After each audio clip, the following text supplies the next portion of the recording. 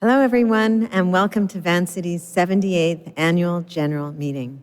My name is Rita Parikh, and I'm the chair of Vancity's Board of Directors, and I'll be chairing tonight's AGM. Thank you for taking the time to join us virtually tonight. The board, myself, and some of our management who have all joined here tonight look forward to spending the next few hours with you and getting to hear your questions and comments on the reports presented at tonight's meeting. We've got a full presentation with information on Vancity's performance, activities, and future plans, so please stay tuned until the end, as we need 100 members for this meeting to be duly convened at all times. Also, you don't want to miss your chance to be entered in our prize draw at the end of the meeting. If you haven't already done so, please make sure to access tonight's AGM package located at the main page at www.vancity.com/AGM under How to Join. So I'm now calling the meeting to order. Thanks, everyone. I'd like to acknowledge first that we are gathering on the Musqueam, Squamish, and Tsleil-Waututh First Nations territories. They have been custodians of this land for thousands of years, and I'd like to pay my respect to the elders, both past and present. Before we begin, I'd like to play a video from Ghana Deborah Baker, who's kindly agreed to record a welcome blessing to those of us gathered here at the Rocky Mountaineer Station on Squamish territory. Ghana Deborah Baker from the Squamish Nation is an advocate for Indigenous rights and economic sustainability. She's worked in the field of finance and Indigenous business development and is the director for community programs at Vancity Community Foundation. Most importantly, Ghana is the proud mother to her 5 beautiful adult children and her amazing granddaughter, who'll be graduating from high school this year, Miss Sadie Bean Rivers. Good afternoon, everyone. Welcome to the Annual General Meeting 2024 for Vancity Credit Union. My ancestral name is Ghana, my English name is Deborah Baker, and I'm really grateful to be here today. I want to acknowledge the Board of Directors for Vancity Credit Union, the CEO, our new CEO, Wellington Holbrook, and I want to acknowledge all of the many members of Vancity Credit Union. Thank you for making this a part of your day. And I just really want to say one of the things our late elder Teotolo Audrey Rivers used to say is to remember the past because we learn from that, and to prepare for today, the present, and then to look towards the future for future generations, that we can do the best we can to make this a better world for everyone. So with that, I hold up my hands to each and every one of you, Chenquamantomi.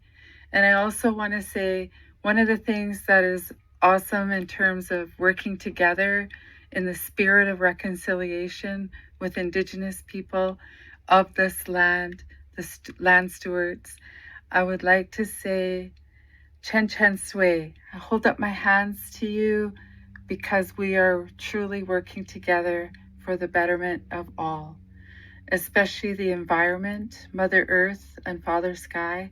There's so much more for us to do, and I really believe that's happening. So with that, I'd like to share this song with you, which is Greeting of the Day. You're welcome to join me by standing and just send out your good vibes, your prayers, your thoughts to all those who may be in need, that might be struggling right now, or might be celebrating a milestone in their life. So thank you again for inviting me to do this territorial welcome. Osiam. Oh, oh, oh, he,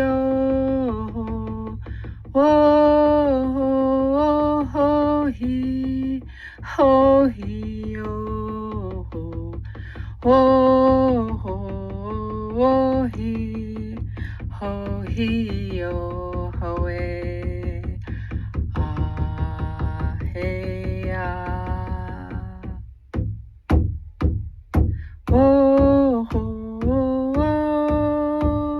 oh, he,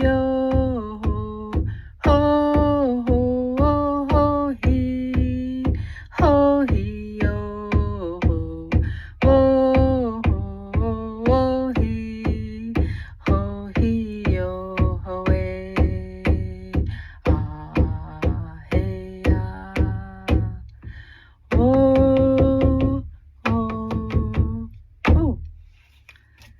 Thanks again, everyone, to all the members who support Vancity Credit Union and all the business that you bring, as well as to all the staff, the many staff throughout our territories, acknowledging all the Indigenous workers as well as our clients. And again, I hold up my hands to Willington Holbrook as well as his executive team, and again to the board of directors for making decisions on behalf of Vancity Credit Union. Have a great meeting. Thank you for 2023 and now 2024 and beyond. OCM, Chenkwa Mantomi. Have a great day. Thank you, Deborah, for recording this welcome blessing for us. It's important for us to acknowledge the Indigenous peoples on whose traditional territories we live and work, and it's a critical sign of respect that recognizes their presence both in the past and today. It's also one small way that we can express our commitment to reconciliation.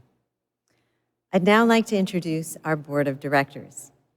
We've got Joel DeYoung, our board vice chair, Bill Chan, Opreet Kung, Patrick Nangle, Heather O'Hara, Kristen Rivers, who is dealing with a family matter and was unable to join in person today, but she's joined us virtually. Hello, Kristen. And Christy Stevenson. Finally, I also want to welcome our newly elected director, Juveria Veldkamp, who has joined us online. Hello, Juveria, and welcome. I'd also like to introduce our executive leadership team.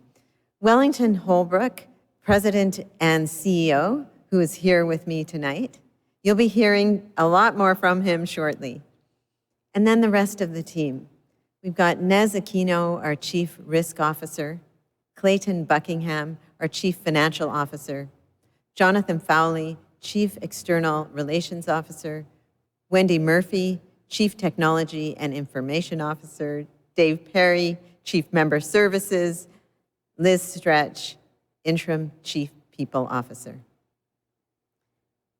Now, Vancity has also duly appointed Deborah Finley as parliamentarian. She's joined us here tonight in person. Welcome, Deborah. And a very special welcome to our American Sign Language interpreters. You'll see them at the bottom of your screens during tonight's meeting. The notice of the AGM was posted on vancity.com before April 20th, 2024, meeting the 18-day minimum notice requirement. The Vancity rules state that a quorum for general meetings is 100 members. Tonight, we have 504 people participating in the webcast, so we have indeed met quorum. Thank you all for tuning in this evening. We hope you'll stay with us even after the Canucks hit the ice. It's a tough competition for sure, but we're going to do our best to make it worth your while. I'm going to spend a minute now to go over a few procedural items for the meeting. First, you can submit questions and comments at any point during the evening. To do this, please click on the highlighted icon shown in the presentation. We'll do our best to address most questions during the question period. If we don't get to your question tonight, we'll collect and answer all questions in the days after the meeting and post responses based on the themes of the most frequently asked questions on vancity.com. You'll also use the highlighted icon function when you'd like to move or second a motion, which we really encourage you to do. At the AGM this evening, we'll be answering questions related to our strategy, financial performance, member services, and other thematic issues that matter to you.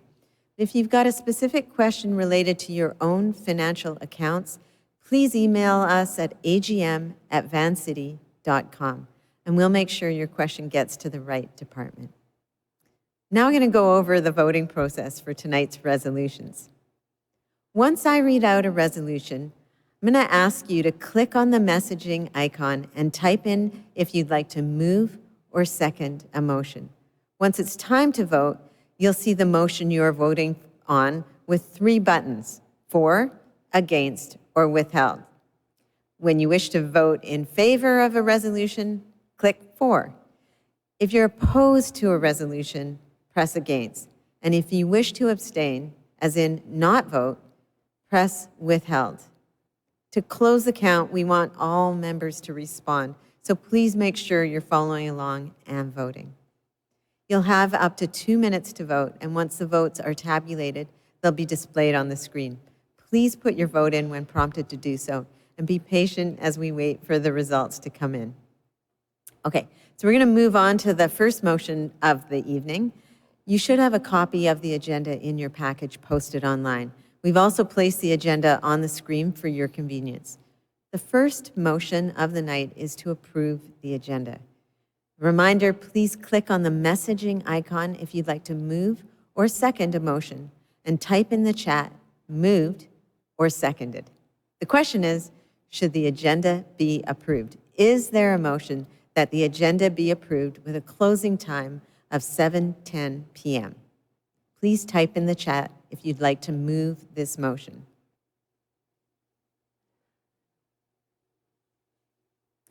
Okay, we have a mover in Rachel Carswell. Is there a seconder? Wayland has has seconded the motion. Is there any discussion? We'll give you a few seconds to type here.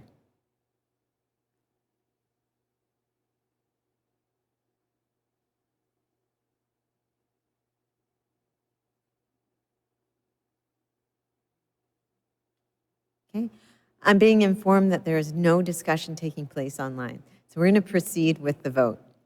I'll ask everyone to vote now, please.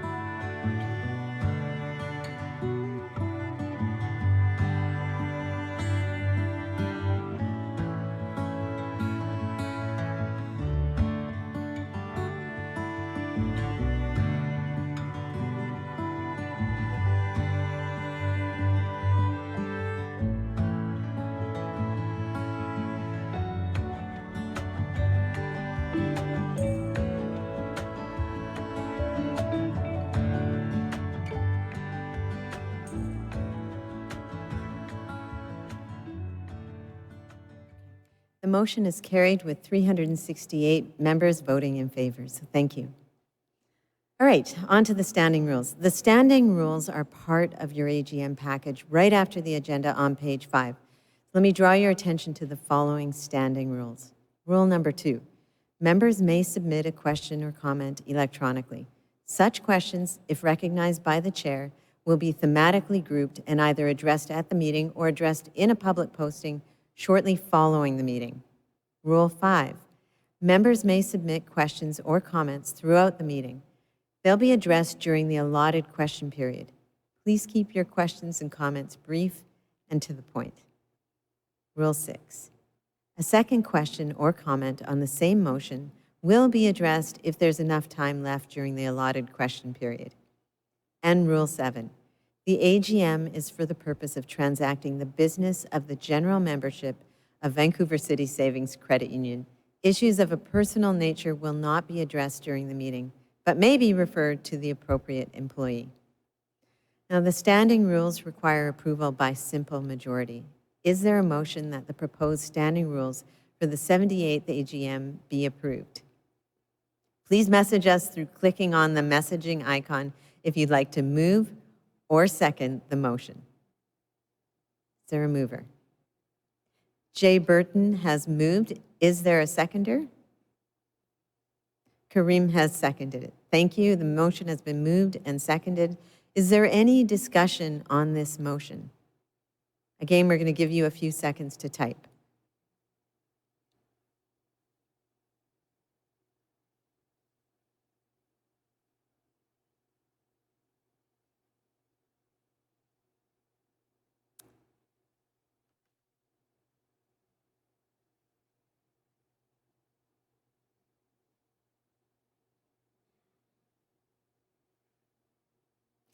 Okay, the AGM package is online for anyone who wants to take a look at it.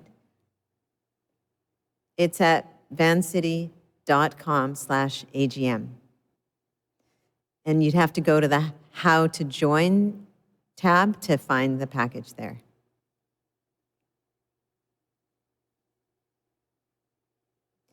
Okay, I'm being informed that there is no discussion taking place online, so we'll proceed.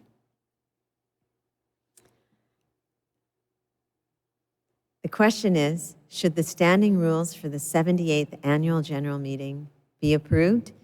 Go ahead and vote, please.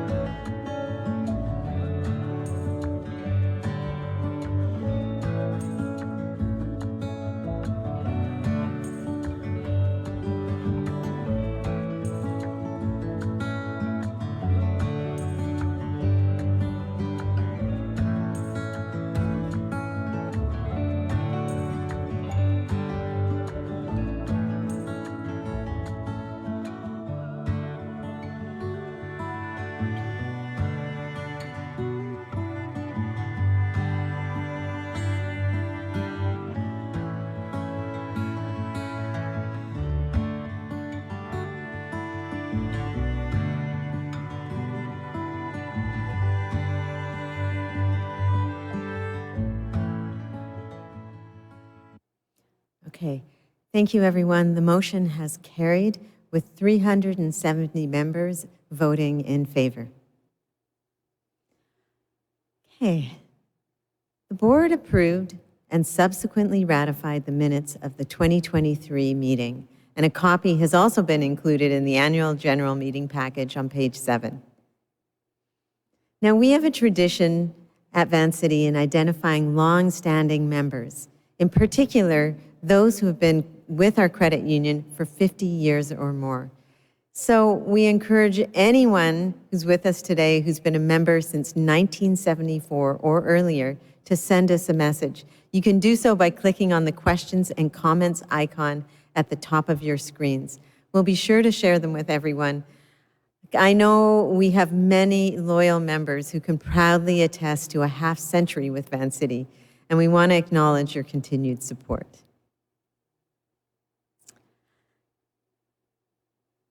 Okay, we're now going to move on to the Board of Directors report.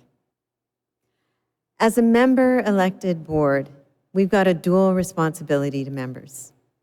We have to ensure that our credit union safeguards and grows the money you entrust to us, and we also have to be there for our members and communities when they need us. It was particularly important in 2023 to continue striking this balance as the economy posed serious challenges to Vancity's business and profitability, and as we saw more and more British Columbians, including our members, being affected by the high cost of living, unaffordability, and climate crises. So that's why you might have seen Vancity finding creative ways to help members who've been struggling to make loan or visa payments so you can get by. Or you may have noted or felt our support to business members who were challenged by the repayment requirements on the Canada Emergency business account loans that they took out to ride out the pandemic. We continued also to support members and communities through our Shared Success program and offered more than $22 million of our 2022 profits allocated to the program last year. Our Shared Success community grants were focused on increasing financial resilience, advancing reconciliation and racial justice, and reducing carbon emissions. Last year, also, we were particularly proud to create and launch a new defined benefits pension plan for our employees, something that's vanishingly rare among private sector employers. Our pension plans help ensure that participating employees have a predictable and steady income in their retirement years. It's this kind of approach, one that seeks to respond empathetically and creatively to the needs of our members, our staff, and our communities, that sets Vancity apart from other financial institutions. And we did this even though we too, as a financial institution, were being impacted by the economy around us. Financial institutions are facing a market reality where interest-based income, that's the money we make through our lending, is being severely constrained. For a long time, our credit union has relied heavily on this type of income. And as a result, in 2023, a year when the interest paid out on deposits was very high, we experienced one of our toughest years ever. It was a year, in fact, that ended with a financial loss. But this loss came after 2 years of record profits in 2021 and 2022. That performance allowed us to set aside enough reserves to continue helping members and communities that need us this year as well.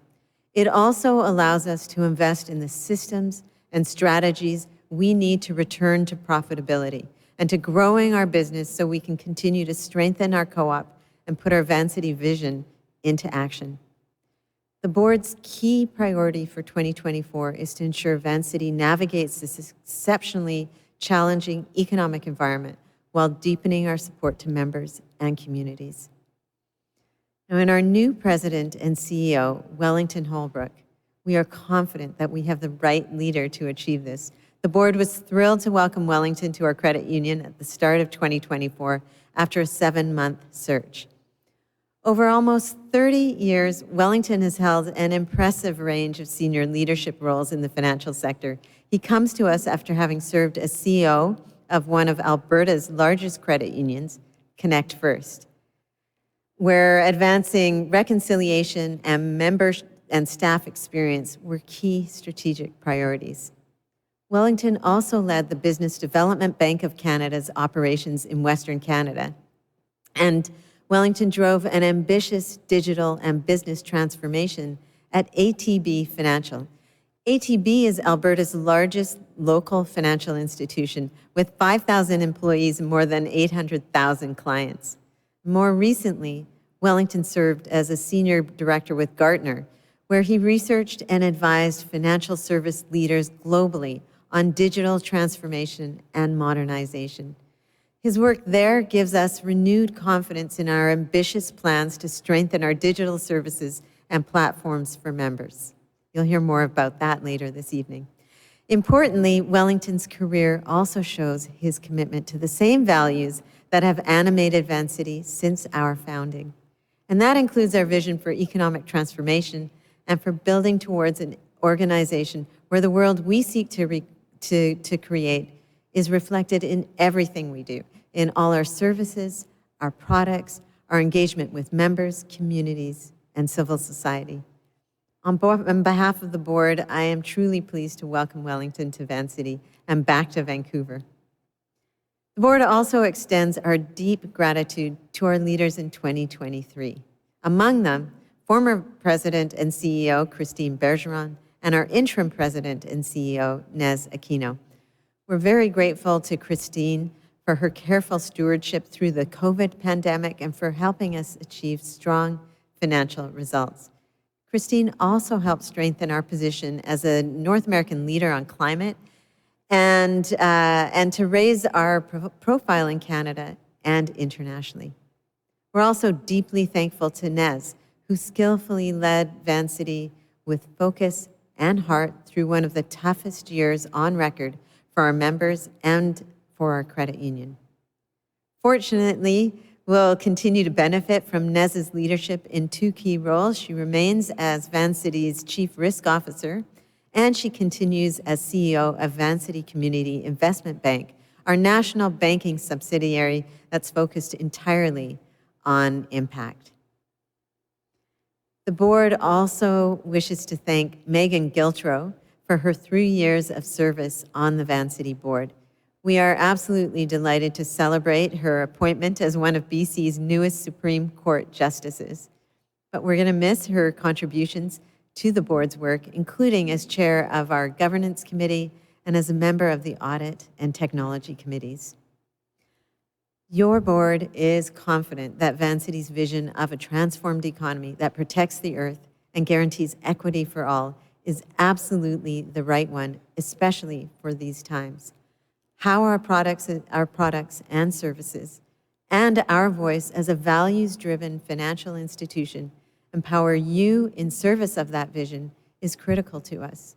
We remain committed to supporting your dreams and those you have for your family, your friends, and your community.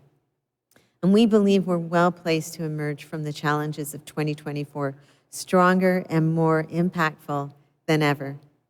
Now I'm going to pass it on to our President and CEO, Wellington Holbrook, to present the CEO's report. But just before I do, I understand that there are 4 members who have been with us for more than 50 years. They are Lily Wan, Victor Marshall, Judith William, and Michael Gaylord. What a tremendous commitment you have made to us. Thank you so much for your support and commitment over all of these years. Over to Wellington.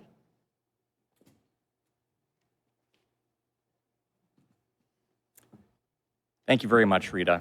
And thank you for that kind introduction. You know, I can't believe it's been almost 4 months since I joined Vancity.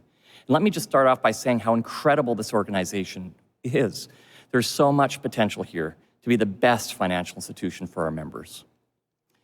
I spent these past 4 months learning the organization and especially how we serve our members. I met many of our employees at our community branches in the Member Services Center, and I saw them helping members, providing advice and finding solutions. And what I've seen, first of all, is how dedicated our employees are to helping members.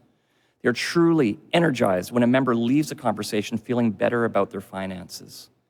And I've seen us be there for members who needed our help to get through a rough patch.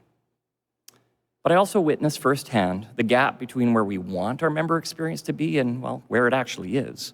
And I saw times when we weren't as member-centered as we should be. I can see where our banking experience can lag behind our members' expectations. Sometimes it's our technology and systems, our online and mobile banking experience, for example, or the time it takes for transactions to be processed. And sometimes it was just about processes and policies too. Because we care, we're very good at being there when our members need us for something unexpected, but we're not as good as we want to be and what we need to be with our day-to-day banking experience. And that is something we want to change. Because as a member-owned credit union, we owe our members a best-in-class banking experience. But also because this gap will only make a tough economic environment even tougher.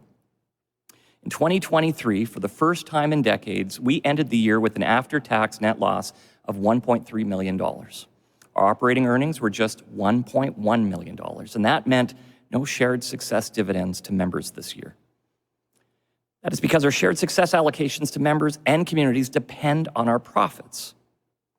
Nonetheless, we do have to take our 2023 losses in context and also look at the big picture. To start with, what's most important is that Vancity is on a solid footing. We have strong capital reserves and a growing balance sheet. In fact, we chose to set aside enough reserves to cover various future scenarios, even if this affected our 2023 bottom line. Our membership is growing. Our member satisfaction rate remains high with an average score of 81%. Members continue to trust us with even more of their banking needs. And in fact, in 2023, our net lending grew by $547 million. Our total assets, plus assets under administration, grew by a whopping $1.3 billion. And our members invested $117 million more with us than in the year before. So, in context, for our size, $1.3 million is, well, objectively, it's a very small loss. But it's still something we take very seriously and something we're working very hard to change. It's something that will change. And a big reason for the loss in 2023 is, well, a very unusual interest rate environment. See, much of our income comes from the margin between the interest we charge on banking products, such as loans and mortgages, and the interest we pay to have the funds we need to service those products. And today, we have a market where this margin is, well, very small, and this challenge is exacerbated in part because many of our loans were issued when interest rates were at record lows. And now, we're funding some of those loans with funds sourced at today's higher rates. And the reality also affects us more than our peers because interest-based income makes up a very large portion of our revenues. We would benefit from being more diversified, and this is where our member experience gap is really hurting us. We've been working to diversify our revenue. So, for example, in the last few months of 2023, we saw our highest ever monthly credit card revenues. And because members continue to invest more with us, our investment fee income is also rebounding. Overall, our non-interest income in 2023 grew by almost 17% compared to the previous year. We plan to build on these positive trends in 2024 and 2025. But we also know that's not going to be enough. What we really need to do is to win over the hearts and minds of more of our members, of you. We need to give our members more reasons to not just take a mortgage or a loan from us. We need to give more of our members a reason to deposit their salaries with us, pay their bills with us, and do their everyday banking with us. And we need to change Vancity to give you more reasons to choose us for all of your banking needs. And we need to change to give you the best member experience and the best financial advice and the best banking experience in the industry. Vancity must do better, and so we will. My first commitment to you is that Vancity will give you the best banking experience, period. This won't happen overnight because it means upgrading or replacing significant systems, core systems. It will also take some time to change the way we deliver our services to better suit your needs. But it's a top priority for us. We just committed to a major investment in a new, industry-leading, online and mobile banking platform. And this work is commencing soon, and we're moving quickly as we need to get this new experience to you. We finally just added Google Pay debit capability, but we know we need to make other upgrades. You can expect to see us investing more in technology, more in innovation, more in operational excellence, and well, that's just the beginning. Vancity is also going to rise to the challenge so that we continue getting better at helping our members solve their financial concerns. We're going to challenge the status quo and help more members live the lives they're dreaming of. And we're going to help more members feel confident and not worried about their finances. We have to do all of this if we're going to walk our talk of putting members first. But we also have to do this to thrive in today's financial services market. Open banking and other technologies are coming fast. And they're changing the way financial services are being delivered. And we have to be able to compete. My goal is that within a few years, your banking experience with us will be the best in the industry, and that we are giving you services such as tailored financial advice that you're just not getting from any old app. We're not there yet, but we will be. My second commitment to you today is that we will continue to prioritize impact for people, for communities, and our planet. We've always believed banking needs to work for real people, and we've built an extraordinary brand, and we're recognized globally within our industry for doing banking differently. The money members trust us with is used to help build more affordable housing in our community. It helps retrofit community housing so low-income residents can get through the next heat wave. It helps newcomers or Indigenous entrepreneurs create thriving local business. When members deposit or invest with us, they can trust that their money won't be used to finance oil and gas projects. Our members and communities face major challenges that affect their finances: the rising cost of living, the availability of affordable housing, the climate crisis, and continued inequality and exclusion, often made worse by decades of systemic discrimination and racism. And we know that we cannot solve all these challenges on our own, but we can help make things better. And that's why we continue to support our communities. And even after a tough financial year with no new shared success allocation, in 2022 and 2023, we had the largest two-year shared success allocation in our history. So we set enough money aside to cover multi-year funding partnerships and local grants going forward. We'll also disperse more than $470,000 in EnviroFund grants for community-level climate action in 2024. You know, in my first months here, I saw that our drive to make the world a fairer, cleaner, and better place, well, it's real. It's embodied in the core of our organization and the folks that work here. It really does make us different than others. And I'm convinced that it also is what makes us built for this moment. People today are expecting way more from their banking institution. They expect their bank to manage their money in a way that delivers strong returns, of course, but they also want a bank to be there for them when they need us, and to use their money in ways that align with their values and help make the world a better place for everyone. I put a lot of focus today on growing our business and growing our profits, but it's our profits that enable our impact. The stronger our financial position is, the more impactful we can be. The better we are at banking, the more able we are to put the tools of finance to work for a better world. There's lots of hard work ahead for us to grow our impact and to grow the profits that feed our impact. But I joined Vancity because I truly believe that we have the potential to be an amazing financial institution.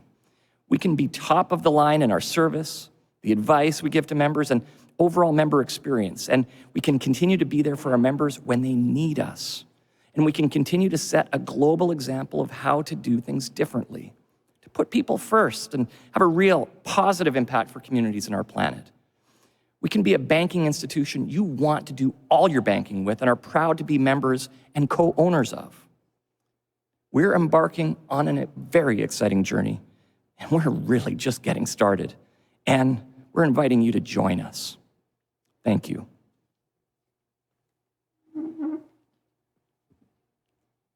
Thank you, Wellington. We're now going to take a short pause and continue with the question period right after this. Do new developments always have to mean painful evictions? Well, I think this development behind me offers a hopeful alternative. Historically, this property was home to 57 affordable homes for seniors, but as the housing provider constructs 2 new buildings on this site, all the former tenants have been offered places to rent at the organization's other properties at the same rent they were paying. And when the building is finished, they will have the option to move back here at affordable rents, around $800 a month or less. It's the kind of feel-good story that we rarely hear about in BC's housing affordability crisis. And what makes it possible stems from the kind of housing provider who's behind this project. This site is being developed by a non-profit housing provider called Brightside, who has a specific mission to provide affordable housing in Metro Vancouver. Non-profit housing providers build and manage housing for reasons beyond profit, often focusing on the types of housing that aren't readily available in the private housing market, like affordable seniors housing, housing for victims of domestic violence, or housing for refugees. So when the old buildings here needed significant repairs and renovations, like an elevator, Brightside created a redevelopment plan that would still maintain the original number of 57 deeply affordable units. This new development has 157 units of housing for seniors 55 and older. It's going to be new, it's going to have elevators, and it's going to be passive house, which is not a subgenre of EDM, but a net zero energy efficiency standard that makes it much cheaper to heat and cool the building. Brightside is able to make 57 of those units so affordable because the rest of the units will be priced at rents for middle-income residents that can help pay for the overall development. That's why it's able to offer the old tenants a place at the new building in their old location at affordable rents, all while providing much-needed housing supply. But there's one other key reason why this redevelopment was possible: the Vancity Affordable Community Housing Program. You see, putting together any development plan actually requires a lot of upfront capital. It usually takes millions of dollars to put together a proposal with architectural drawings and municipal approvals before you can apply for the tens of millions of dollars to get the building actually built. Vancity saw that for many nonprofit developers, there were few funding options available for that crucial first step. Because of that, they joined forces with the Vancity Community Foundation to co-create the Vancity Affordable Community Housing Program. It provides low-interest loans and grants for organizations who are in the early stages of planning to build affordable housing. And through the program, Vancity has been able to support the development of over 5,600 affordable rental homes throughout the province. For Tambra and Harmony, the Vancity Affordable Community Housing Program provided a low-interest loan of $1.43 million to prepare its proposal, as well as additional grants to study best practices for its tenant relocation program. For me, this story is a great reminder that your rents don't have to go towards paying a typical for-profit landlord, and your bank deposits don't have to go into a typical bank. You can bank with a community-minded credit union like Vancity, who supports affordable housing projects like these.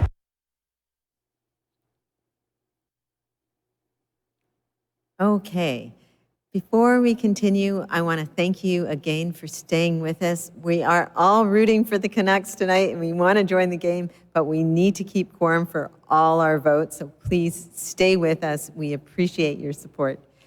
We now have 15 minutes for questions relating to the board and CEO reports. There'll be time at the end of the meeting for a general question period, including new business. But we ask that you save your questions or comments that don't relate to the reports presented for that portion of the meeting. For our question periods, we'll have Scott Purchell, our Vice President of Communications, moderate your questions. So Scott, over to you. Thank you, Rita. And welcome from me to all our members who've joined us tonight.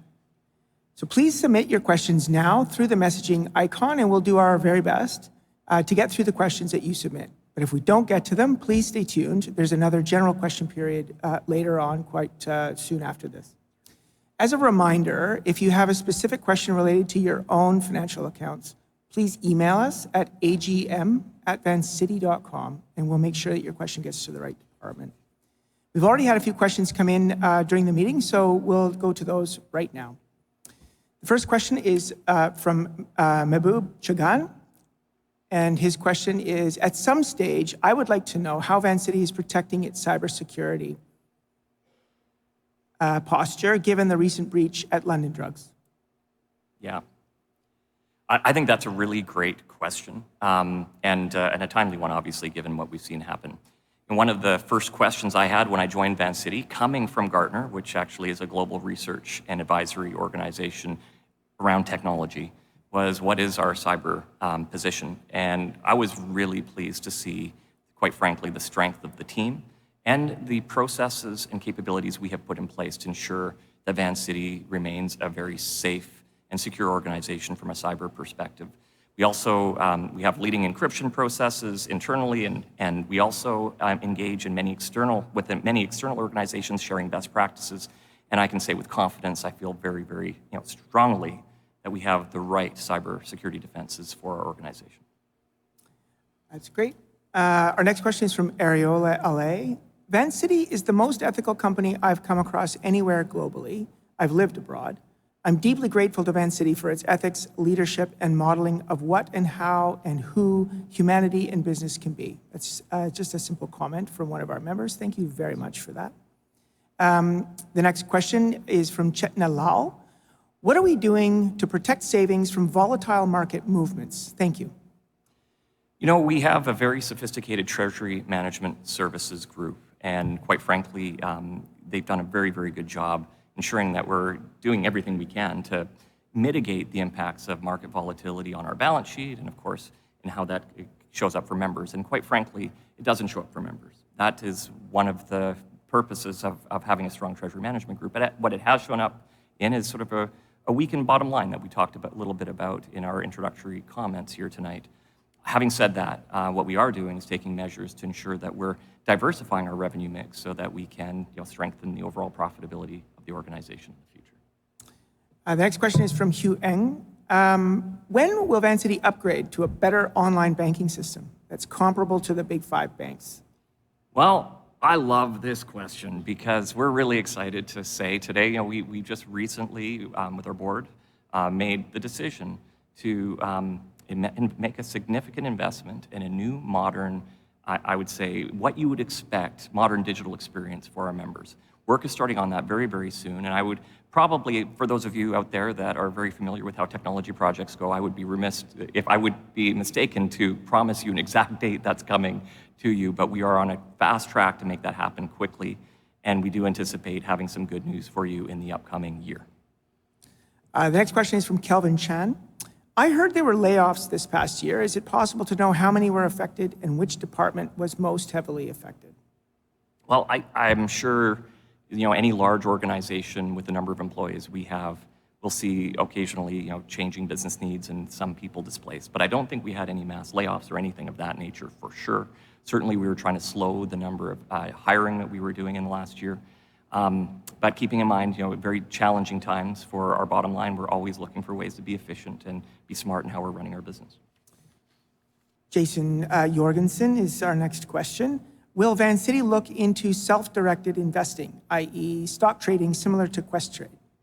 Right now, we're looking at a lot of different options around wealth management and investment services that we could be bringing to our members. We know there are some gaps in our offer, and that's one of the things on the table. Now, we do have an offer through our partners with Qtrade and Aviso, which does enable some activity of that nature, but we're looking to see what we can do like on a next level kind of basis. Thanks, Wellington. This next question is for you as well. This comes from Jolan Bailey. I understand Vancity entered into an agreement with the BC General Employees Union, to the BCGEU, to create a jointly trustee pension for its unionized workers. I also understand Vancity is now refusing to create that jointly trustee pension plan. I switched to Vancity because I wanted to put my money in an institution with progressive values and treating workers with respect is a key part of that. My question is, will Vancity create a jointly trustee pension plan as it committed to? If not, why? So I would love to just start by setting some context here in that last year, Vancity rolled out a new defined benefit pension plan for its employees that Rita mentioned. And this is something that very few private enterprise organizations are doing in the world. In fact, it's the exact opposite of what most are doing. And I think that does really signal the commitment we have to ensuring we have great benefits and a good, strong pension available to our employees. So I would say I've never seen an organization more committed to making that true. I do believe there's some work we have to do, obviously, with the BCGEU to ensure that we arrive at a place that we're both equally happy, but I'd say from an employee perspective, the pension we've put in place is second to none available in the marketplace in any private enterprise anywhere. And in terms of our relationship with BCGEU, we're really excited to get to the collective bargaining table soon. I think that's scheduled to happen in July, and we're going to approach that like we always do, which is, I think, with a really strong foot forward of putting our employees first and working out a great arrangement with them. Our next question is from Rosalind Kellett. Can you explain the net zero goal by 2040 across mortgages and loans? What is a member living in an older house and needs to take out a loan on the house to help an adult child get a house? The question there is what help can we provide a member? Yeah, it's a really good question. And it's not an easy one because, I recognize in this world, like with the rising costs of energy, more energy and security in the future than we've seen in the past, the world's changing. So Vancity has been trying to get ahead of this and help our members get ahead of this. One thing we do offer is a free energy advice program that we can make available to you. So literally reach out to our contact center or client care center or to your local branch, and we can actually provide you with some professional support and advice on how best to maybe manage those situations. But we've also supported other initiatives like the nonprofit retrofit housing program, which at this point has helped literally hundreds of homes be retrofitted to support lower energy costs, more climate resilience. And there's, I'd say, contact your team at your local Vancity branch. They can help you with that. I'll just note that Rosalind has sent through another message, which is just a comment. What a great video explaining Brightside Building Company. Thank you, Vancity. The next question is from Victor Marshall. With the loss this year, Does this now make those with Class C or E shares that these shares are now a higher risk? No, like this is an extraordinarily well-capitalized organization. Like Vancity is in a very strong financial situation. We have a lot of capital, a lot of reserves to really withstand any economic situation that could be thrown at us. The end with that is what I think it really does signal our profitability last year is our need to build a more diversified business, and which is why you're going to see probably new products, new different types of solutions and services coming to our members in the months and years ahead as we build that more, I'd say, financially resilient organization to ensure long-term profitability, period. We have another question pertaining to our online banking, digital platforms. Marie Sylvie is asking, making improvements in digital banking is a fantastic way to encourage newer generations to increase their business with Vancity, but this also opens Vancity up to more avenues for fraud. What steps are you taking to mitigate the risks posed by increased digital access? Cybersecurity defenses have to be built into every new product that we deliver. It's also just part of the philosophy behind every service that we're going to put into market. So in fact, I think if anything, this is going to reduce future cyber risks because we're going to be going to market with leading technologies that are designed for today's cyber challenges, not yesterday's. We have another question from Mahmoud Chagan. All the major banks reported profitable quarters. Where did we go wrong? You know, honestly, we're in a very different business than the big banks. The big banks are in many businesses we're not in. They're in investment banking. They're in, they have global operations. They have many, many more business lines than we do. And quite frankly, credit unions and Vancity, I think we offer a lot of really high quality services to our members, but we do not try to be everything. And we can't be. We're not a global financial institution. What we do better. And that is really understanding our communities, understanding our members, and the products and services they need to be successful in life for real people, not just multinational corporations and so on. Francesca Zumpano is our next question. Why is there no access to directors? I think this will be for you, Rita. Why is there no access to directors? Why are directors not visiting branches or talking to members? Okay, thank you for the question. I am sorry that we are not more engaged with members, and I think we have an opportunity to do more there. We do, of course, have an email address that we welcome members to contact us through. It is Vancity underscore.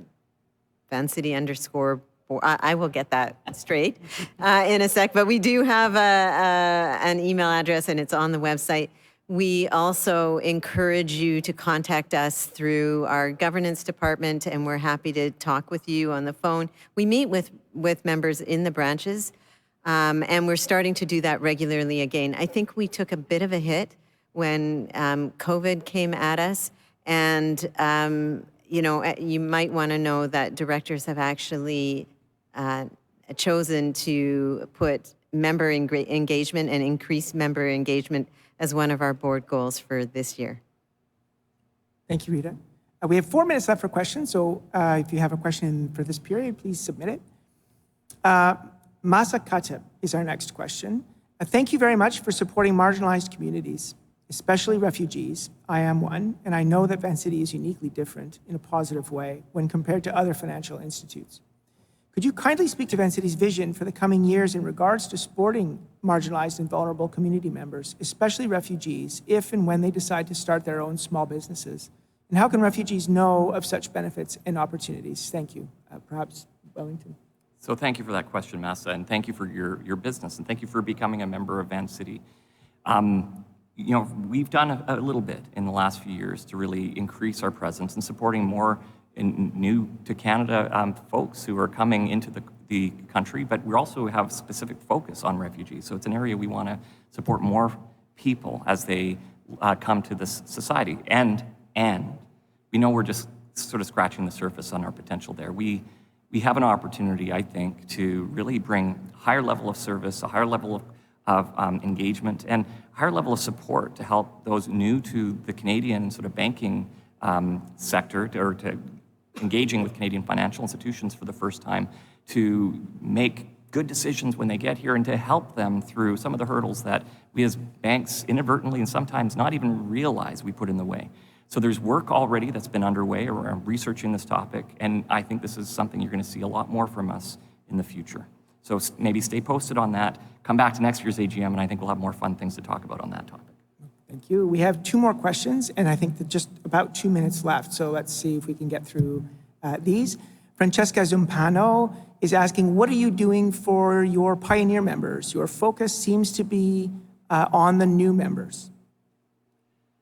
Well, I understand maybe that's a perception, but it's certainly not how we see it inside the organization. In fact, we see every member as being critical to our long-term success. It's what drives us every day. This is what we get up in the morning and want to do, is make life better for our members. So if that is a perception that you might have, I would just volunteer out here that you can reach out to me directly, and I'd love to hear what you have to say, because we're here for all of our members, not one more than another. And our last question for this session will be from Better Table Solutions. This is a business member of Vancity. Thank you for submitting the question.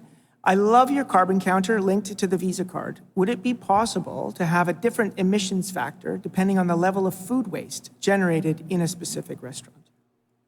I think it's an interesting observation, so that's something we can take back to the team. Thank you. And those are the questions we have for now. So that brings us to the end of this session, Rita. We're out of the time for this session. Okay, well, that flew by. Thanks, Scott. I'm now going to call on Vancity's Audit Committee Chair, Director Bill Chan, to present the Auditor's Report and Sustainability Assurance Providers Report on behalf of KPMG. Thank you, Rita. Good evening, everyone, and thank you for joining us tonight. KPMG LLP was appointed as the external auditor of the credit union for the year ending December 31st, 2023. KPMG was engaged by the credit union to perform an audit of the annual consolidated financial statements of Vancity for the year ending December 31st, 2023, which is a regulatory requirement for all credit unions in British Columbia, and to provide assurance over key accountability data, information, and principles included in the 2023 annual report. The assurance provided over Vancity's accountability reporting is not a legal regulatory requirement, but one that management and the board have voluntarily sought to obtain as a leading best practice here in Canada and globally. One firm, KPMG, provides assurance over both the financial statements and key accountability information and principles in the annual report. This external assurance provides confidence that key information is complete, accurate, and balanced. It also drives improvements and integration in the credit union's management and reporting practices. KPMG's independent auditors report over the 2023 summarized consolidated financial statements is included in the 2023 annual report on page 45.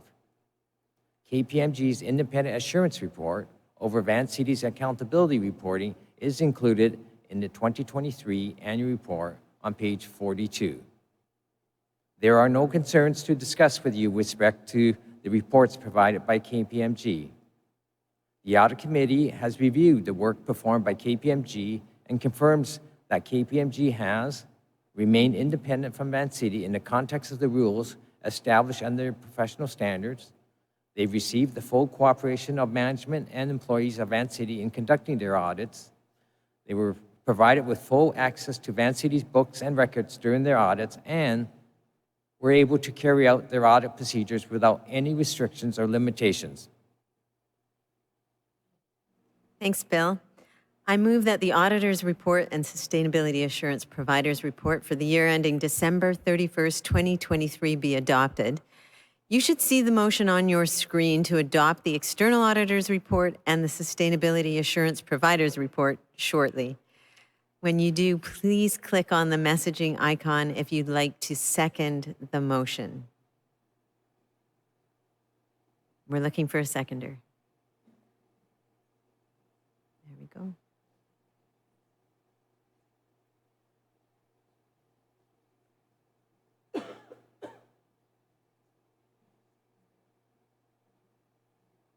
We're just waiting for a seconder.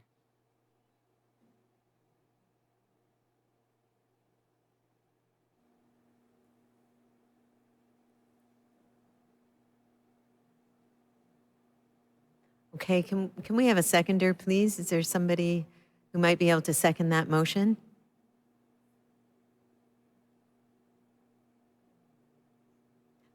Linda Nuremberg has seconded the motion. Thank you very much. So the motion has been moved and seconded. Is there any discussion? I'm going to wait a few minutes for any of you who are typing. A few moments.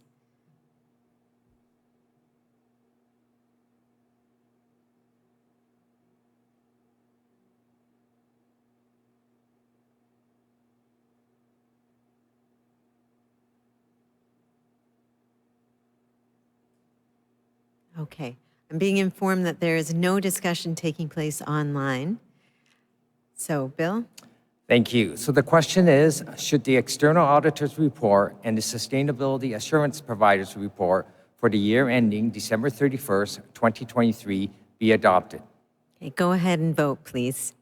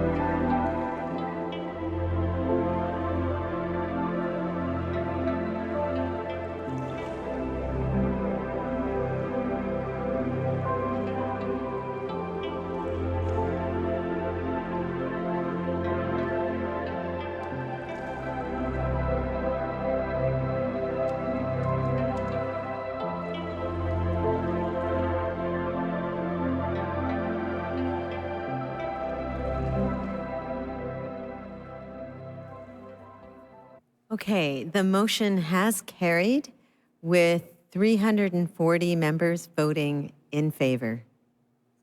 Thank you, everyone, for being so engaged tonight. Really appreciate that. Thank you. You will now see our second motion on the screen. I move the KPMG LLP be appointed auditor and sustainability assurance provider for Vancity for 2024, and that the board of directors be authorized to set the remuneration for KPMG in this capacity. Okay, the motion has been moved. We are looking for a seconder again, so could somebody please type in the chat if you would like to second the motion?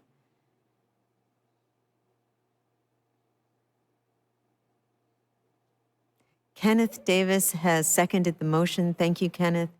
I'm going to provide some time for discussion now. So please go ahead and type in the chat if you'd like to engage in a discussion.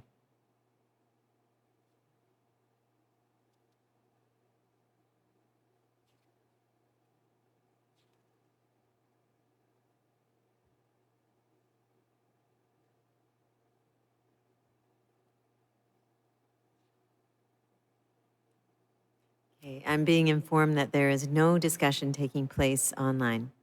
Bill?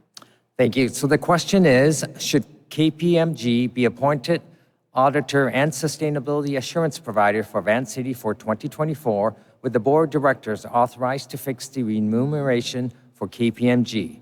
All right, time to vote. Please go ahead.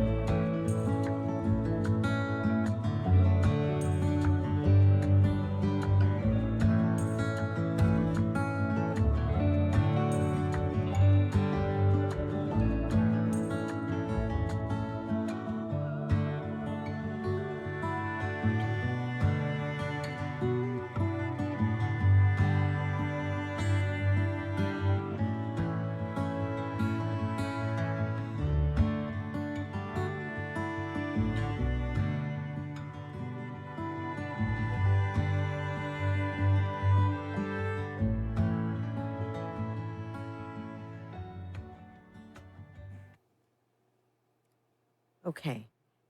Um, so we do have a question that has come in from Masa, and the question is, why have we selected KPMG to serve as our auditor? Thank you. Good question. So on an annual basis, the audit committee reviews its auditors once a year, and then we do a comprehensive review every 5 years. And so that's according to our best practice.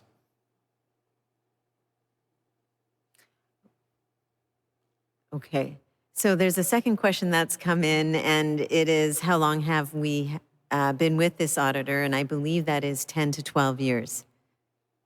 That is correct. But what we've also done is we've done extensive review, and part of our practice has also been that what we have is that the senior partner and the senior control reviewer, they can only conduct the audit the longest 7 years, and once that is done, it gets changed over to a new engaging partner. So that's how we continue to have it refreshed and to have independent eyes on the financials. Okay, and then one follow-up question, Bill, from a member is, how can we have chosen KPMG without an RFP, a request for proposals? Yeah, I thank you. Again, what we do is we do a comprehensive review, and we have done that every 5 years, where we do ask the detailed questions on the way how they conduct the audit based on the financials, and also on our accountability and assurance. So we do that every 5 years, and we continue to ask ourselves on whether we will go for on a RFP or not. So, and that's coming up shortly. Okay, thank you, Bill. So the motion has carried with 328 members voting in favor. Now I'm going to present the work of the Nominations and Elections Committee in place of our chair, Kristen Rivers, who was unable to join us tonight due to a family matter. Members of the Nominations and Election Committee for 2023 are the following non-director members: Kevin Wuong, Theo Lam, Azmina Manji, and Sam Otim. And the director members are Christy Stevenson and Kristen Rivers as chair. Hello to the Nominations and Election Committee members who have joined us tonight virtually, and thank you so much for all your efforts over the past year. As members will know, we had 8 candidates running for 3 positions on the board, and we had 34,277 valid ballots cast this year in total, online and by mail. This is another record-breaking voting year for us, and it's all because of you, our members, and I just want to take a moment to thank you on behalf of everyone on the board for voting and being part of your credit union's democratic process. It is truly amazing to see all of your voices heard in such a big way in our election. All 3 of our candidates elected as directors will be serving a 3-year term. And they are, the directors you elected are Juveria Velkamp with 17,685 votes, Joel DeYoung, 16,951 votes, and Bill Chan, 14,383 votes. Congratulations to all of you. And on behalf of all Vancity members, thanks to all the candidates who ran in this year's Board of Directors election. You know, without members like you, we would not be the strong and democratic co-op that we are. You're all fantastic examples of our passionate and engaged membership. I just want to recognize everyone who put themselves forward. They are Bill Chan, Joel DeYoung, Michael Huang, Aaron Lagari, Bob Mann, Doran Radu, Sarah Sidhu, and Juveria Velkamp. Thank you once again to everyone.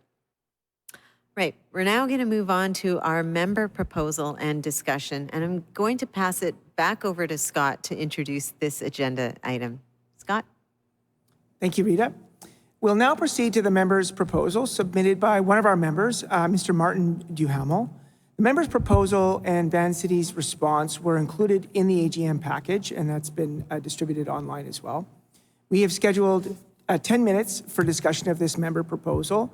And as a reminder, we'll have more time at the end of the meeting, or near the end of the meeting, in fact, right after this item, for a general question period. In this session, Mr. Duhamel will be given an opportunity to address you, the members, at this meeting regarding the proposal that he has submitted. We'll then move to an opportunity to discuss that proposal. If you have questions or comments on the proposal, please submit them in the same way that you were submitting questions up to this point. All questions or comments will be read out. Answers to any questions received about the proposal are going to come from either Mr. Duhamel, if the question is directed at him about the proposal, or a member of Vancity's management team, or our board chair. The Credit Union Incorporation Act provides that a member may propose a matter for consideration, discussion, at an annual general meeting, but that doesn't include the ability to call for a vote. That's a different process. So once we've reached the time allotted for the discussion, we'll move on to the next item on the agenda, and there won't be a vote after it. That next item is a general question period, where members can submit questions on any matter, including anything in new business. With that, we'll begin the discussion of our member proposal. So again, we have a total of 10 minutes for this. So Mr. Duhamel, who is joining us virtually tonight, I'm going to pass this over to you first to introduce your proposal. We'll just check to make sure that you're able to join us and you're here. Hey everyone, I'm Martin Duhamel. I've been a member of Vancity since 2015 and a member of another credit union, Coast Capital Savings, since my parents signed me up. As you might know, the BC credit unions were created in the 1940s as grassroots financial institutions, meaning that they were similar to banks, except that they were owned by the people who did their banking there. The ownership of the shares of credit unions have been passed down through the generations, and now to us, where we are the owners of Vancity. And I think it's amazing that we own our own financial institution, and we should be better off for it. The idea is that we'll shepherd the institution through the years, and then eventually it will be passed down to the next generations. Co-ops in BC have suffered some big hits in recent years. Mountain Equipment Co-op was driven into the ground, and Coast Capital Savings was transferred out of the British Columbia jurisdiction in a process that made a mockery of democratic governance. I wrote a report about this that you can read on my website. Here at Vancity, the democratic governance has been degraded and destroyed over the course of many years, to the point where now the board of directors are sometimes willing to simply turn off the microphones when they don't want to hear what members might say. This is what happened in 2022, when the board of directors arranged for themselves to get a pay raise. They only allowed 2 members to make comments prior to the vote, and later they ended the meeting 15 minutes early, rather than allowing members to speak. I never got a chance to speak, and it's taken me 2 years of writing letters in order to get here today. It's been a fight. But something much more important happened in 2022. The board decided to take full control over the profits of Vancity. They decided that they could distribute the profits of Vancity to third parties without the formal approval of us, the members. This is a misappropriation of funds. Let me say 2 things about this. First, the board has refused to tell us exactly what decision they made. They refused to give us the formal documentation about this decision that they made on November 30th, 2021, regarding the profits of Vancity. Second, they justify what they're doing by saying that it aligns with our value, that it better aligns with our values. But whose values exactly? This is what a vote is for. We should all have the opportunity to vote, to express our values about how the profits of Vancity should be used. That's democratic governance. The question I put to you is this: do you have confidence in the board of directors with respect to these issues that I've raised? Unfortunately, the rules have been set up to prevent us from having a simple vote. The board doesn't want to vote, and we can't have any meaningful discussion. We can't see who we're talking to, and typing messages and hoping that the board reads them out is no way to have a discussion. Some of you are regular members like myself, like not staff members. There's a reason that you came here tonight to spend your time listening to this AGM. The only reason that I can think of is that you felt a duty as a member to participate in the democratic governance. I would invite you to go to my website and send me a message, because I would like to know if anybody else out there cares about democratic governance. And conversely, if you support the board of directors, then by all means, go to my website too and let me know how you respond to the issues that I've raised. I'd be happy to hear what you have to say. My website address is in the meeting materials, governancewatch.ca. Thank you for listening. Thank you, Mr. Duhamel. So we'll now open up the proposal to questions from members for discussion. It could be either a comment or a question. We have no questions so far.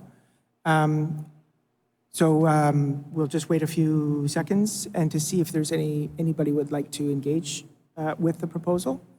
Questions can be directed at the board, or it can be directed at Mr. Duhamel. A question has just come in from Rosalind. I support a board-run Vancity, and I use my democratic right to vote for who gets to be a director by reading about them and choosing. That's a simple comment. Francesca Zumpano has submitted a comment. I could not agree with you more, Mr. Duhamel. Masakatab is asking, what does the board have to say about the proposal? I think I'll turn that over to Rita, but I'll just remind folks too that the response of Vancity, a detailed response to Mr. Duhamel's proposal has been included in the AGM package, but I'll turn it over to Rita if you want to respond. Okay. Thank you. And I want to start by thanking Mr. Duhamel for putting forward his proposal and for your commitment to democratic governance. I appreciate that, and I appreciate you raising your concerns. You have raised a number of concerns, and Vancity has offered a response in writing to you and to our members. There are specific concerns that I may at some point turn over to Ann Tuck, our legal counsel, to go through. But I know that one of your concerns is around our patronage, and I do want to talk about that for a moment. Our patronage allocations were changed in 2023, and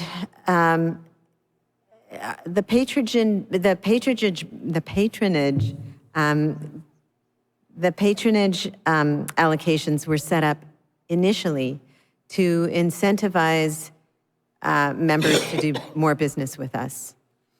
What we realized was that in 2020, 4 out of 5 members were receiving about 39 cents on average annually in their patronage accounts.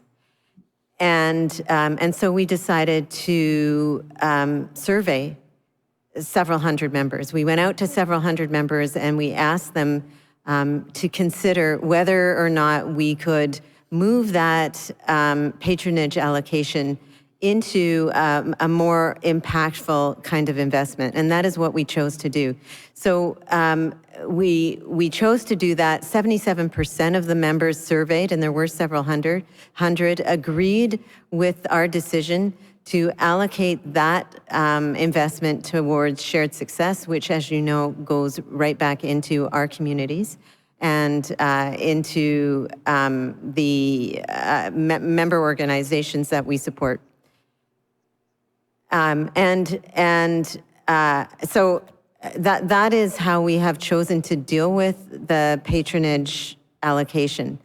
I'm just, again, you have raised a number of questions, and we've set out our responses in our written note to you and to our members. I'm just wondering if at this point Ann Tuck would like to take us through any of the specifics raised by Mr. Duhamel. Thank you so much, Rita. I'm happy to, and hello, Mr. Duhamel. I'm pleased to respond in detail to any of these questions, Mr. Duhamel, but as Rita's noted, we do have our response to the proposal on the website. Given that this is your time for discussion with the membership, I would suggest that we return to you, unless there's something specific you'd like me to address, and that we move again to questions and comments. Does that suit you, Mr. Duhamel? Yes, I definitely think that this time should have been available to the members rather than hearing from the boards more.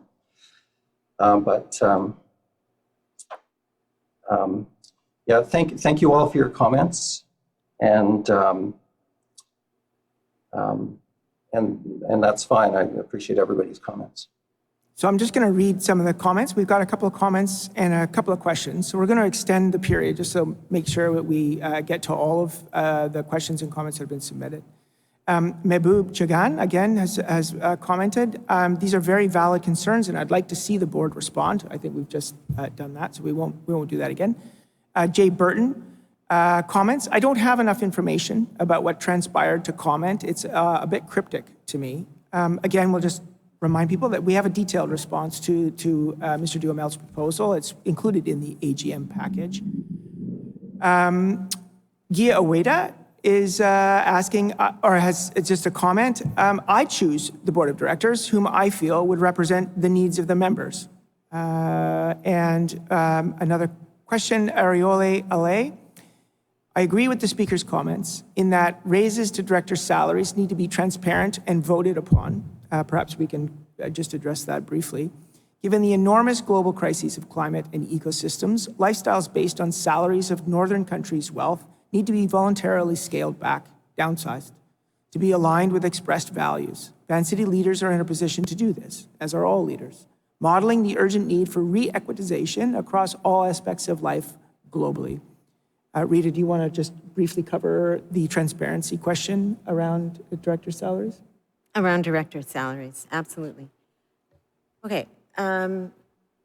Director salaries are approved by the membership every 3 years. Remuneration is determined by a committee that is set up. It's recommended by a committee that is set up of independent Vancity members. Directors are not members of that committee. That committee uses outside consulting support to do an analysis of comparators in the market.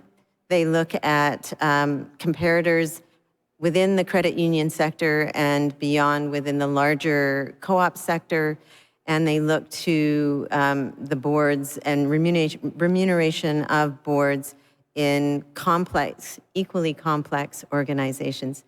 They then bring their recommendation to the members. They did so in 2022. This year, we are striking a new committee of 3 external Vancity members. Those members will bring a proposal to the membership in 2025. So we're over time for the thing, but with it, we have a couple more questions that I think we'll read out. There's actually 3 questions, but one of them I'm not sure is actually related to this, so we'll put that into the next question period. The next question is Jolanne Bailey. How were the members surveyed about patronage? How were they selected? Was it a random sampling? That is a good question. And I may turn to Anne to support me, but as I understand it, we did, it wasn't entirely random. We did look for diversity of age and gender and product alignment with Vancity. We went out, and I can turn to Anne. I'm not sure she has the details on how many members we surveyed, but we definitely surveyed several hundred. I just want to add, before we turn to Anne to see if she can add to that, you know, I want to offer a bit of transparency as to how the board arrived at that decision. We regularly look to management for recommendations, and management came to us with this recommendation around the patronage allocations. The board oversees and ultimately approves any key strategic changes to operations or policy, and this was brought forward, reviewed, and discussed with board and with management. You know, it wasn't a decision that we took lightly, but we did take the decision because we wanted to find a way to have more impact with these funds. And we do believe that, and we believe we are supported by the majority of members who feel that the way we are pooling these patronage funds now and allocating them through our shared success is increasing the impact that Vancity has and that Vancity members desire that we have in our communities. Thanks, Rita. So there's a comment and one question left. I'm going to read the comment, and then the question is directed for you, Mr. Duhamel. So I'm going to read out the whole question, and then I think what we'll do is we'll allow you to close out the session with this question. These are the last comments and questions that are left.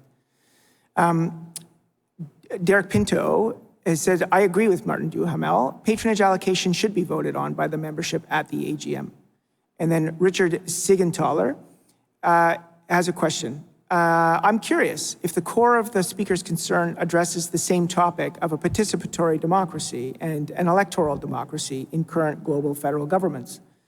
I hear the speaker would like deeper involvement with what is presently offered at Vancity. I also wonder what the broader membership thinks in this regard, whether their choice may be to be more or less involved. And what does the speaker have to say to this point?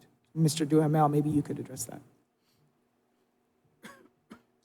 Hi, Richard. Thank you for your question. Your question is a little bit off topic for what we should be discussing here right now tonight. So please message me on my website, and I'd be happy to have a discussion with you. And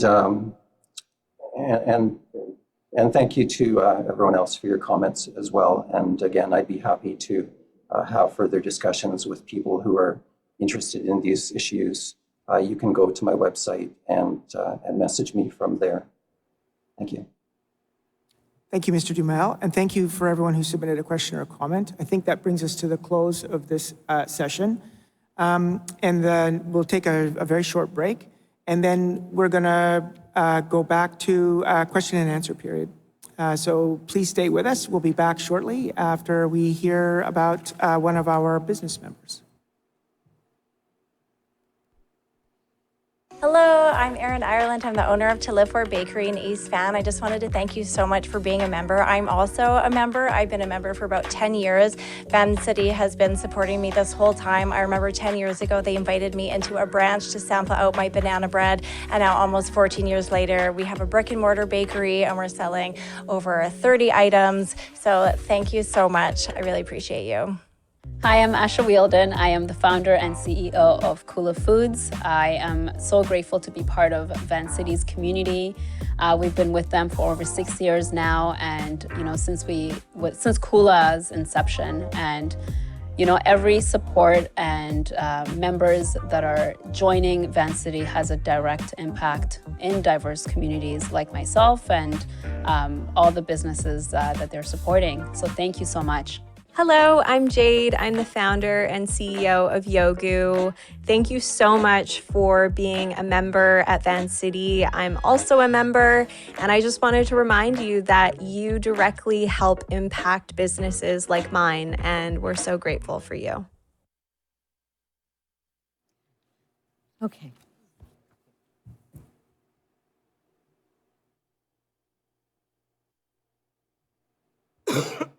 Okay. Thank you again to Mr. Duhamel. And I want to add one thing. You know, I mentioned earlier, there was a question earlier about engagement between members and the board, and I did not know our email address. I just want to say that it is board_directors@vancity.com. I also want to add, you know, we don't have Vancity offices and phone numbers, but we are eager to speak with you. We'll speak with you by video. We'll speak with you over the phone. We welcome the engagement. We welcome the engagement that Mr. Duhamel has offered tonight.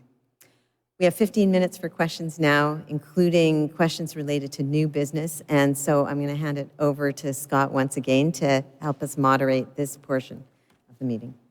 Thank you again, Rita. So once again, please submit your questions through the chat. As a reminder, we'll respond to as many questions as we can in the allotted time left.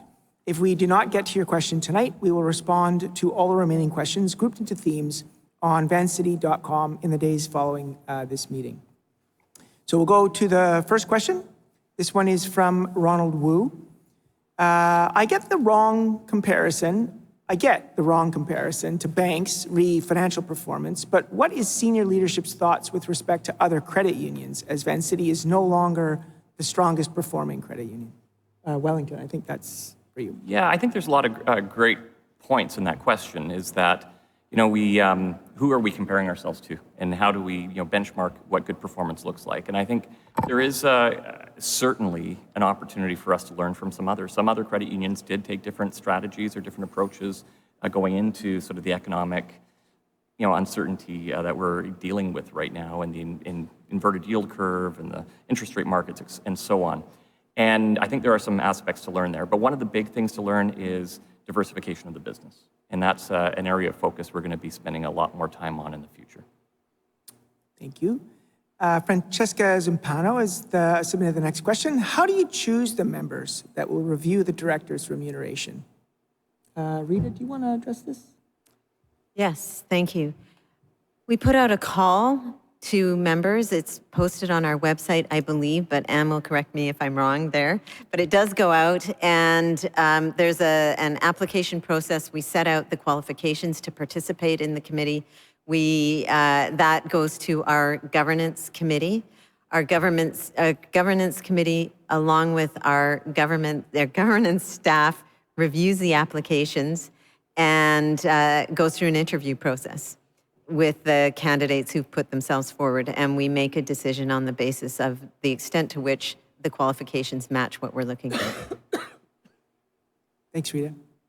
We have a couple of questions from Kareem.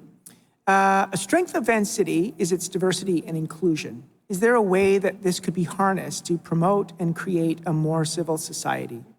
I suppose either our CEO or Rita, you could answer. You want to start? I can start. I think that's lovely, and it's probably a very optimistic way of looking at the world. We should be trying to find ways to do that. And we're asking those questions right now at Vancity. We still have more work to do as an organization to truly be, to meet our own aspirations to be an anti-racist organization, and we're putting a lot more emphasis on that as we move forward here. But in terms of a principle, I agree. I think if we are a leading organization in this space, there's more we can do to have positive impact. I'll add by saying that our board is absolutely committed to continuing to take Vancity down the track towards becoming an anti-racist organization. It is, it's probably a journey where we'll never arrive. What it means to be anti-racist is evolving. Our commitment to DEI runs deep. It goes certainly beyond our commitment to our hiring practices. What we want to ensure we do is that we embed our anti-racist diversity, equity, and inclusion framework into everything we do. We look at our services, we look at our products, we look at where we locate our branches, we look at our website, we look at our advertising, we look at everything, and we look at how we serve communities and how we are not serving communities through that lens. So we have a commitment, we have resources, and we want to hear from members as well. So we welcome you to help us. We will always be open to your comments in this and other areas. Thank you, Rita. Kareem has another question. Does the board see any way that more members could volunteer or engage with the organization through focus groups? Hey, I love this shape question. the organization. Yep, I love this question. Yes, and I wish I could specifically offer you a list on our website. Maybe that is a place where we could list some opportunities. We do run focus groups from time to time, and I believe, I have no idea actually at the moment, in Wellington may, of where some of these focus groups, where some of the next focus groups may be pulled together. We also survey members from time to time. We need members at events. So I think I like the idea, and let us take it away and see how we can possibly make those opportunities more public to members. Thank you, Rita. Francesca Zumpano is asking, why do you not have an ombudsperson? I can maybe take that one, because we do. In fact, the OBSI ombudsman has been appointed by all BC credit unions to play in that role as the ombudsman for banking, ombudsperson for banking. And that is certainly in place. You can get more information on our website about that. Certainly encourage you to. Thanks, Wellington. Anika Laik is asking, are you aware of student-led anti-war movements on university campuses across the US and Canada? Students are asking for boycotts, divestment, and sanctions from companies that are heavily involved in weapons manufacturing. I know as Vancity members, we have the option to invest in socially responsible investments. However, what about Vancity's portfolio on the whole? Do you feel the need to reassess your investments to further align them with our ethical values? Maybe Wellington, you can. Yeah, sure. You know, we have a commitment to responsible and ethical investing, period, full stop. And so we don't invest in fossil fuels. We don't invest in weapons manufacturing, distribution, anything related to that. We, I think, are very proud of the type of business we do, and we strictly stand by it. And so I think it's a really valid question, but from a portfolio perspective, I think you as a member of Vancity can be proud that everything we do is led by responsible and ethical investing, full stop. That's great. Our next question is from Dalen Sawchuk. Is there a concern that Vancity has outgrown the provincial regulatory environment, deposit insurance, and member needs, given that Coast Capital and soon First West are federally regulated, and Vancity has continued to grow since the last member vote around being a federal credit union? Yeah, if I could start here. I certainly don't think that's the case. In fact, I think when you look at BC as a jurisdiction for credit unions, it's one of the largest in the country. I think that we have a strong history of regulating credit unions in this province, and I feel actually very good about the regulatory posture BCFSA has taken in the province. So I don't think that's an issue at all. In fact, the other side of it is, you know, as a credit union, we're a community credit union. We are focused on the communities we serve. And sometimes your regulator being closer to those communities can actually be an advantage to making sure that we have the adaptability we need to respond to BC's unique challenges in the long run. Having said all of that, we would never close the door necessarily to look at what paths to federal system might make sense. But at the moment, I don't see any need for that. Thanks, Wellington. Ross Gentleman is asking a question about our financial performance. Vancity was overexposed to rate increases. Vancity's financial margin was substantially squeezed, which resulted in low income. This report, I assume the annual report, and your CEO report, says that the board target for net income in 2024 is very low. What is the board's strategy to return Vancity to profitability, especially to develop the financial margin and to grow the assets at a pace that exceeds inflation? I can definitely start. I know it's asking for board perspective, but from just to be completely frank, we're looking at how we diversify our revenue base. We're looking at how we manage costs very carefully.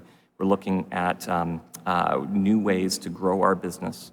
And we're also looking at new ways to go build deeper relationships with our members. You know, at the end of the day, one of the things I was trying to cover in my opening comments here is that we need to build an organization that you see yourself doing all your banking with, and that you proudly see to be the case. We know we have work to do to make that true, but we know as we make that story come true, our financial performance is going to improve dramatically from a bottom line perspective. Thank you. This question is from Anastasia Chung. Can Vancity invest more in creating products and outreach to us from marginalized communities? As mentioned, I can't remember the last time that I was surveyed or asked to be in a focus group to share my thoughts. If Vancity is serious about DEI and financial force for change, I think this needs to be a priority and marginalized groups need to be involved. Maybe, Wellington, you could start. Oh, so just to start by saying, yeah, I agree 100%. And one of the things we are looking at is how we can do more in those communities in the future. And so as I'm talking about how we are going to grow Vancity, we know this is going to be an incredibly important part of that strategy. So thank you for that feedback. We're at 5 minutes left in the question period. So if you have a question, submit it soon. The next question is from Ian Brown. I note that Vancity has just today decided to sell 3 properties that currently accommodate branches. How will these sales take into account the mission of the credit union and their stated commitment to affordable housing and/or reconciliation, bearing in mind that the credit union recently decided to rescind a sale of the branch property in Victoria Drive with a nonprofit housing org and sell it to a market developer with questionable business practices? Please confirm whether these sales will in any way be anything other than open market sales at the highest possible price. Robert Brown, member for 36 years. So, Mr. Brown, thank you for your business for 36 years. That's outstanding, and we're very grateful to you as a member. You're raising a lot of really good questions. So the approach we're taking is a best efforts attempt to find, values-aligned partners to sell these properties to. I think what we do know is that, Vancity being in the business of real estate management doesn't make the most sense, and certainly we know these sites where these branches are being sold are being underutilized at the moment. What I do also have to say, though, is given the financial and circumstances that we just talked about, the fact that our profitability hasn't been what we need it to be for the future, and why we're working to change that, is that we can't be completely blind to the asset values of these properties either. So we're taking a best efforts approach to do exactly what you have asked for, I think, in your comments, and that's our aspiration. So we have 1 question left and 3 comments. I'll read the comments afterwards, and we'll start with the question. I think this is a question for you, Wellington. Harry Satanove, why are Vancity's term deposit rates so uncompetitive? My wife and I have been members for more than 40 years, but we are now going to other financial institutions for better product. That breaks my heart, obviously, to hear that, but we understand too. One of the things we had mentioned is part of the strategies we're going to be needing to deploy to improve the bottom line of the organization is strong treasury management practices. And one of those things is doing that. One of the things is ensuring that we aren't raising funds to supply funding of loans and mortgages at a rate higher than what we need to support the overall business. So recognizing full well we always want to be competitive. We're not always going to have the best rate. But having said that, I think there's always a moment in time where that might be true, but there's moments in time where we do have the best rates in market. So if you, as a member, keep your eyes open because you will see rates change on a very, very regular basis. And then we'll have 3 comments left that I think we'll read out, and these comments are what will close us out of this session. Lyndon Narenberg, just a general comment. These online meeting formats don't promote the level of discussions that these meetings deserve. Maybe it's time for in-person meetings again. Real-time debate cannot take place over keyboards. So just a comment. Thank you, Lyndon. From Mehboob Chagan, I just want to acknowledge that you are doing a great job and have values that are truly democratic and community-centric. Thank you. Thank you, Mehboob. And then the final comment is from Desho Lovrety. I hope we never consider to become a federal credit union. And thank you very much. So with that, question period comes to an end, Rita, and we go back to you. Okay. Thank you to all members for participating. There was, a consistent theme or desire on the part of members to engage more with the credit union, and so deeply appreciative of all that. We welcome that engagement through the board, through the branches, through the staff. So please do stay in touch, and we are committed to deepening our engagement with you. Also, you can feel free to to offer us feedback through the agm@vancity.com email. If you'd like to get in touch with the Vancity's board, you can email us at board_directors@vancity.com. There you have it on your screen. As we've gone through the full agenda for tonight, I'd like to now put forward a motion for adjournment. For one last time tonight, please click on the messaging icon if you'd like to move or second a motion, and type in the chat, moved or seconded. The question is, should the 78th Annual General Meeting be adjourned? Please type in the chat if you'd like to move this motion. Gina LeBlanc has moved the motion. Is there a seconder out there? William Shanlick has seconded the motion. It is moved and seconded. Is there any discussion? We'll give you another few seconds to type.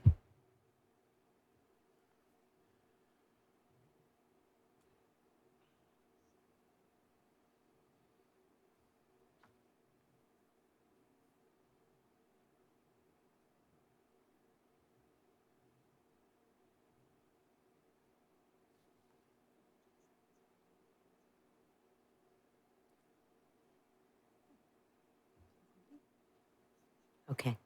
I've been informed that there is no discussion taking place online, so we're going to proceed with the vote.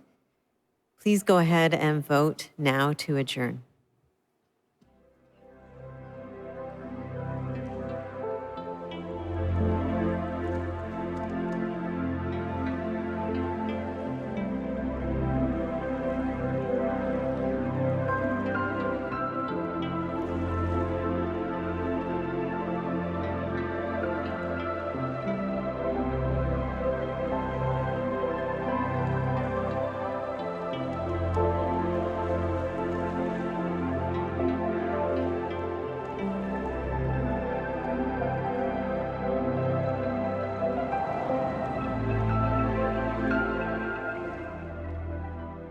Okay, the vote is in favor with 346 members voting in favor, so the motion is carried. So this completes the business aspect of the AGM. I just want to take a minute to thank all of our staff who made the virtual meeting possible, Vancity's governance team, the comms team, and the marketing team, who've all put in a ton of time and effort in ensuring that we can connect with all of you virtually tonight. I'd also like to thank our venue host, the Rocky Mountaineer Station, our ASL interpreters, our two audiovisual teams, Encore and Showmax, and our voting platform partner, Lumi, for your technical support in ensuring tonight's webcast ran smoothly. And don't forget, all of you who joined our meeting tonight as a member will be entered in the draw to win one of two $1,000 cashable term deposits. If you are one of the lucky winners, we'll contact you directly in the days after the AGM. Thanks again to everyone who joined us tonight and stayed with us throughout the meeting. Without you, this meeting would not have been possible. We look forward to seeing you soon. Good night.